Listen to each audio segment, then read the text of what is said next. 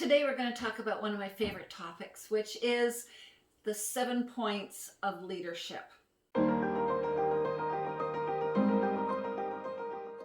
Hi, Janice Wheeler here. I'm the president of The Art of Management, and we are a consulting company that trains healthcare professionals as CEOs or executives of their business. So the topic that I want to take up today has very much to do with that, and that's how to be the superlative boss to your superstar team. You know, if you have an untrained boss running really awesome, potentially awesome staff, they will not live up to their full potential because they don't have somebody bringing out their abilities and helping them to be accountable and to be creative about their jobs and so on. So having these 7 key leadership skills that I'm going to go over now is quite essential. It's so hard to be a healthcare professional and be treating all day, and you're in the back and you can hear what the staff at the front are saying sometimes, and you want to run out there and go, no, don't do it that way, don't say it that way, whatever. And you know, I think that it's very key that one knows as much as one can about leadership and how to be the best possible boss.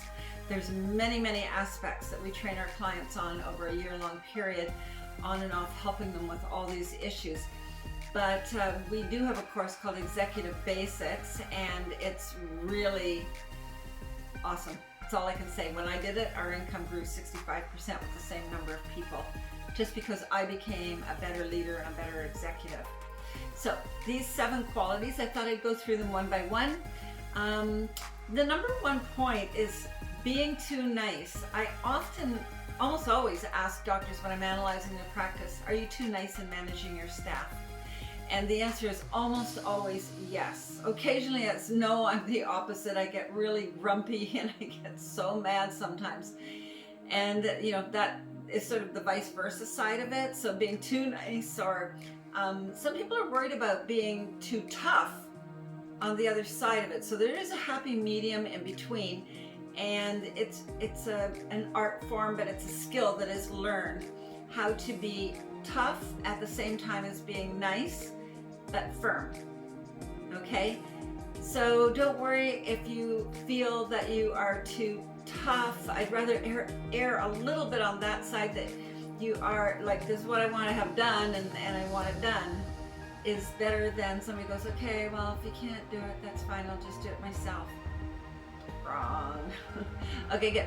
So number 2 is having a strong business plan that the staff can all get behind, because don't forget, you've hired them to help you deliver more and better service. You could do it all yourself if you had to, but it would be crazy trying to be the receptionist, the assistants, whether it's whatever position, you know, the marketing person, everybody all rolled into one. And maybe you are doing that, but you shouldn't. And so it's very important that you have a business plan and that you hire staff that can actually help you bring that about, because they're aligned with it, they agree with it, they know what their part in it is. And so it can be called a mission statement, but it's a little more than that. It's actually a full-fledged business plan, what we're going to do for the next year to grow the practice. So that is also a very key thing then for a good leader. The 3rd thing is you have to project positivity with your staff. If you say, well, I don't know, maybe we should do it this way, maybe we should do it that way, I'm not sure what would be the right answer, and so on, the staff are like, whoa, when is she going to grow up and decide about something? You know, well, if you don't know where you're going, neither do we, kind of thing would be a staff reaction.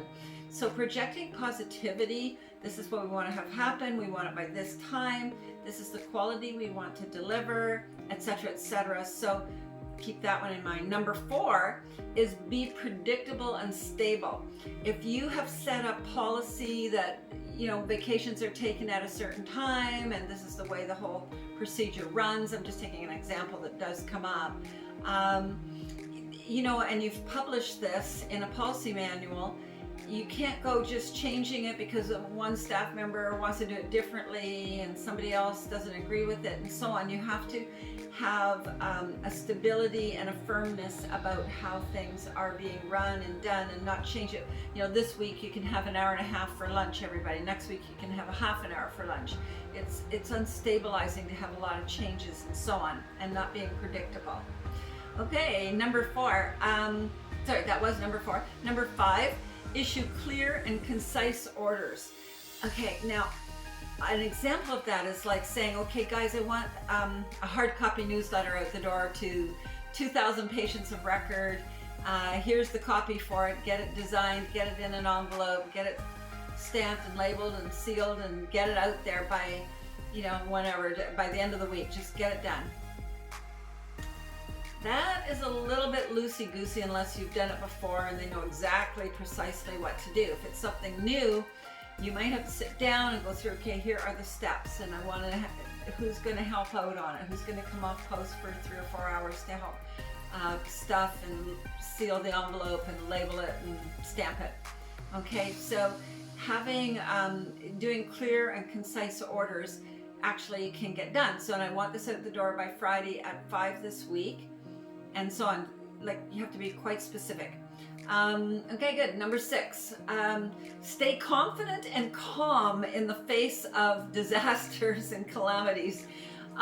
This one is super hard to do when, the ceiling, I know in some dental offices and other practitioners, I've heard like the people upstairs are overflowing water and it's coming through your ceiling, or one of your pipes break, or the toilet overflows or something, and the staff get all, and you can't do the same thing. You have to be, okay, good. Okay, let's assess the situation.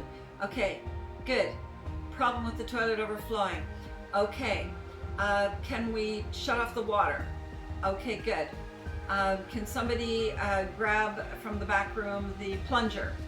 Okay, call the plumber. Like, take control and keep your calm and direct the staff what to do. If they have a patient come in who's yelling and screaming and being a crazy person, you may have to take off your gloves and run out front and protect your staff member. I know that one guy was climbing over the front desk to attack the receptionist one time, and the doctor had to run out there and take the person off the desk and scoot them out of the office.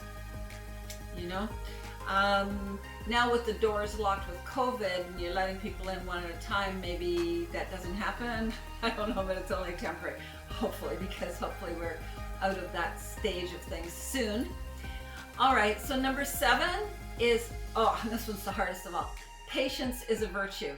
So when staff screw up and do things and it's totally the opposite of what you asked them to do, yelling and screaming isn't going to fix it. It doesn't correct a single person to yell and scream except to make them scared. So having patience with them and saying, okay, good, now just so I understand, like, how did you arrive at this? And okay, good, so I see that. Now this is what I wanted, so how can we move it over into that and fix that up? What do you think? And just being patient and knowing that they didn't do it on purpose. They had a misunderstanding. If you've got good staff, they're not doing this to get back at you. They're not doing it wrong on purpose, usually, but that would be a bad staff member who's going against policy or against what you asked for. So presuming that they're not doing that, it's a misconception. They have a misunderstanding about what they're supposed to be doing, and so yelling at them doesn't change that misunderstanding.